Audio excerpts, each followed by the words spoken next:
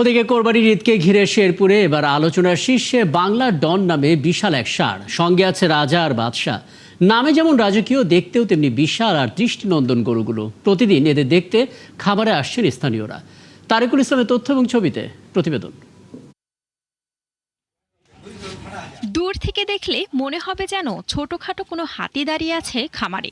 কাছে গেলেই দেখা মেলে বিশাল আকারের এক ষাঁড়ের, যার নাম বাংলা ডন। শেরপুরের আলিফলাম এগ্রো ফার্মে যত্ন চলছে এই বাংলার ডনের, আর যাকে দেখতে ভিড় করছেন আশপাশের মানুষ। খামার মালিকরা বলছেন, জেলার মধ্যে এটি সবচেয়ে বড় কোরবানির পশু। উচ্চতায় 6 ফুট 2 ইঞ্চি আর লম্বায় 11 ফুট, যার ওজন 33 মন। এছাড়া খামারে প্রস্তুত হচ্ছে 28 মন ওজনের বাদশা ও 26.5 মন ওজনের গরু রাজা। প্রায় 3 বছর আগে মাত্র 1,06,000 টাকায় ছোট অবস্থায় ষাঁড়টি কিনেছিলেন খামার মালিক মনির হোসেন। এরপর থেকে খৈল, খড়, বিভিন্ন ধরনের ভুসি ও প্রাকৃতিক খাবার খাইয়ে যত্নে বড় করা হয় বাংলার ডনকে। এই বাংলার ডন গরুটা আমাদের জানা মতে পুরো শেরপুরের মধ্যে সর্বোচ্চ ওজনধারী, 1300 প্লাস। আস্তে আস্তে বাড়াইতে একটু একটু করে বাড়াইতে এখন আমাদের এখানে প্রায় শতাধিক গরু আছে।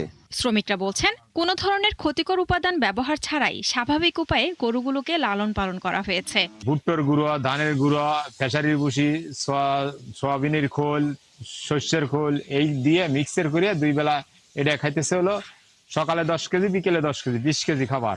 গমের ভুসি, তারপর খোল, পুরা, তারপরে ভুট্টার ভুসি, এগুলো দিয়ে আমরা মিক্সার করে আমরা খাওয়া দাওয়া দিই। এদিকে বিশাল আকারের এই গরুগুলোর বাড়তি যত্ন নিতে খামারিকে নিয়মিত পরামর্শ ও সহযোগিতা করছেন প্রাণী সম্পদ কর্মকর্তারা। সংশ্লিষ্ট কর্মকর্তা কর্মচারীরা তাদের নিয়মিত তদারকি এবং বিজ্ঞানসম্মতভাবে তাদের খাবার তালিকা, চিকিৎসা এবং অন্যান্য ব্যবস্থাপনা বিষয়ক পরামর্শ দিয়ে এই গরুগুলি আমাদের খামারিরা তৈরি করতে সক্ষম হয়েছে। এবছর জেলায় কোরবানির পশু উৎপাদন হয়েছে 91,738টি গরু, যার বিপরীতে চাহিদা রয়েছে 63,740টি।